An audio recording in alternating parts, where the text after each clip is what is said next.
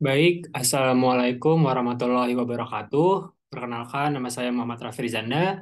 Hari ini saya akan menjelaskan tentang CDM atau Konseptual Data Model sebagai tugas pengganti kehadiran dari tugas praktikum Sistem Basis Data yang kedua.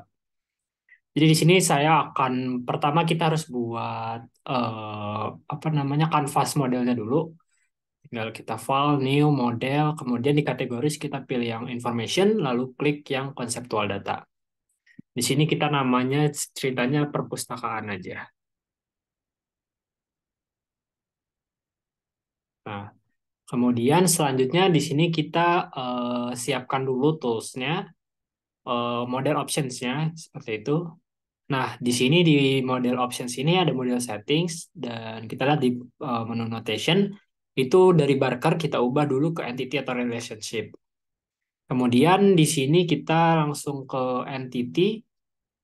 Nah, di entity ini kita buat si apa di bar yang kodenya itu kita ubah ke lowercase. Begitu pula yang domain lowercase, data item lowercase, other objects juga lowercase, dan yang terakhir relationship lowercase. Lalu kita klik OK saja. Nah, kemudian oh ya, ini kita yes dulu aja. Oke, nah kalau sudah seperti itu, langsung aja kita buat si CDM-nya atau konseptual data modelnya. Itu kita di menu sebelah kanan di toolbox ini ada konseptual diagram, terus di sini ada entity. Itu klik aja, terus kita tinggal klik. Set, udah deh. Nah, untuk ngedit si entity-nya ini kita tekan klik dua kali. Udah klik dua kali, di sini kita misalkan name entity-nya mau apa nih? Di perpus kan ada pengguna ya, ada pengguna. Nah, kodenya itu otomatis terisi sesuai dengan nama entity-nya dengan lowercase gitu. Ini misalkan kita di sini P-nya kita gede. Nah, kodenya tetap bakal lowercase karena kita udah setting untuk dianya selalu lowercase. Seperti itu. Lalu kita okein aja. Nah, nanti udah tertulis namanya pengguna. Kemudian di apa namanya di entity ini kita ke bagian attributes. Nah, di attributes ini nih kita bakal ngeset nih ada apa aja sih di dalam entity dari pengguna tersebut. Yang pastinya ada ID sama nama gitu. Kita untuk edit atau nambahnya kita tinggal double klik. Nah, di sini udah kita ganti aja deh. Misalkan ID underscore ini lewat ID underscore pengguna. Nah,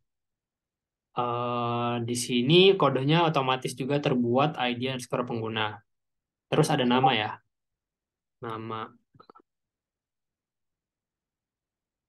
nama itu. Nah, udah nih kita udah buat apa namanya dua atribut eh, dari entity pengguna begitu. Nah, udah nih. Kalau udah, terus kita di sini kita tentuin nih data tipenya apa. Dia tipe datanya sebagaimana. Itu kita klik di menu data type, terus di sini ada shortlist atau list gitu. Nah, di sini ada banyak tipenya nih yang ada boolean, teks, variabel, desimal, byte, karakter dan lain-lain. Karena ID itu akan apa namanya berupa angka ya, maka kita cari dia itu integer. Nah, ini dia nih, integer. Terus kalau nama itu dia teks.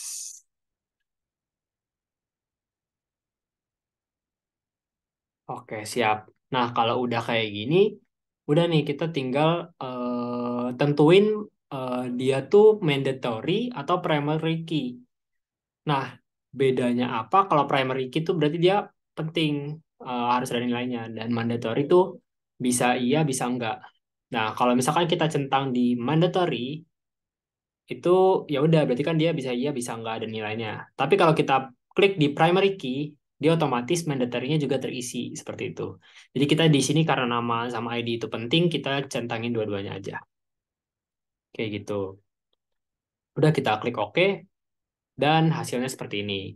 Ada ID pengguna, ada nama dengan tipe integer dan teks, kemudian dia mandatory dan juga primary key gitu.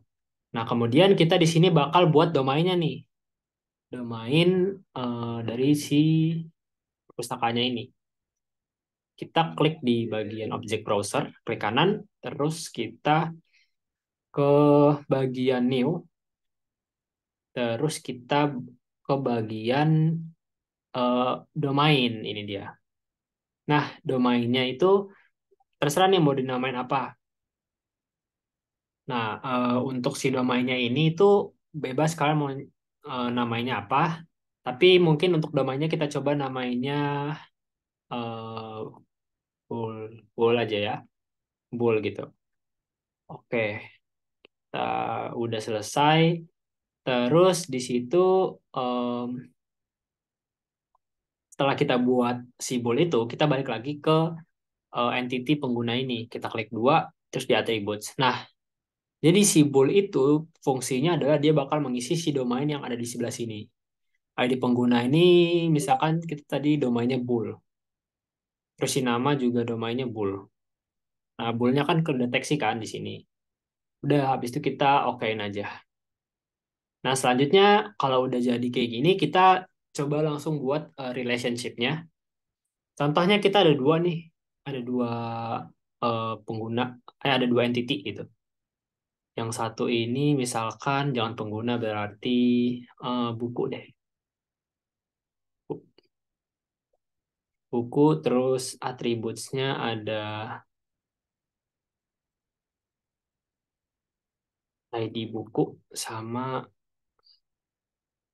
nama underscore buku. Kita okein aja gitu.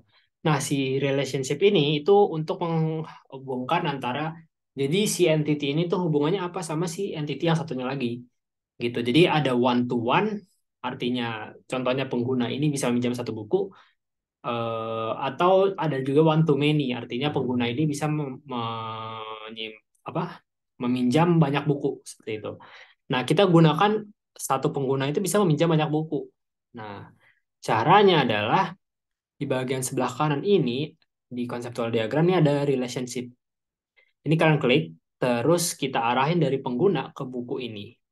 Nah, one to many ini artinya one to many. Kita coba double klik ya. One to many gitu.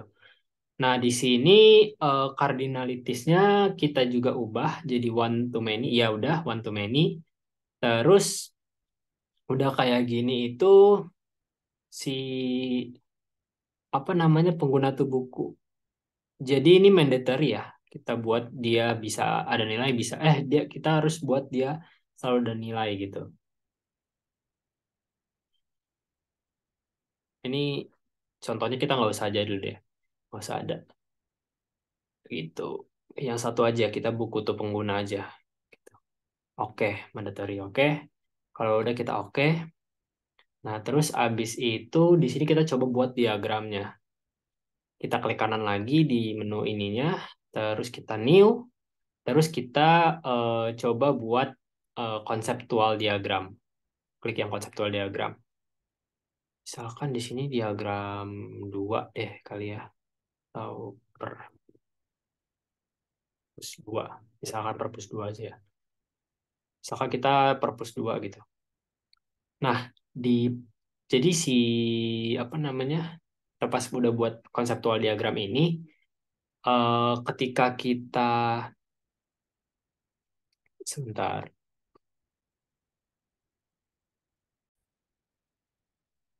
di perpus 2 ini itu kita buat coba kita klik double klik sebentar.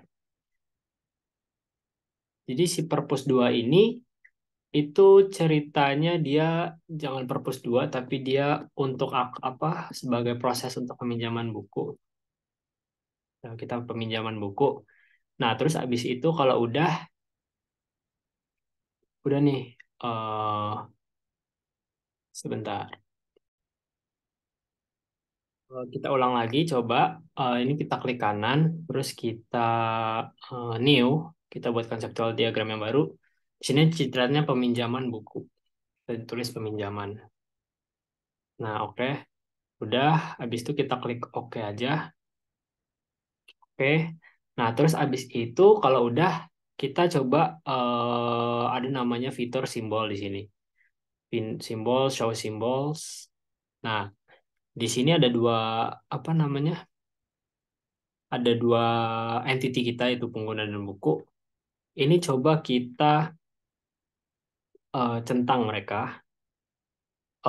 Jadi kita bisa ngambil entity yang udah kita buat tadi di dalam satu objek browser yang sama buat ditaruh di si konseptual diagram yang baru yaitu peminjaman. Nah, seperti ini. Jadi dia langsung otomatis terisi. Seperti itu. Nah, jadi mungkin demikian untuk penjelasan mengenai konseptual diagram model dari saya. Kurang lebihnya saya mohon maaf. Wassalamualaikum warahmatullahi wabarakatuh.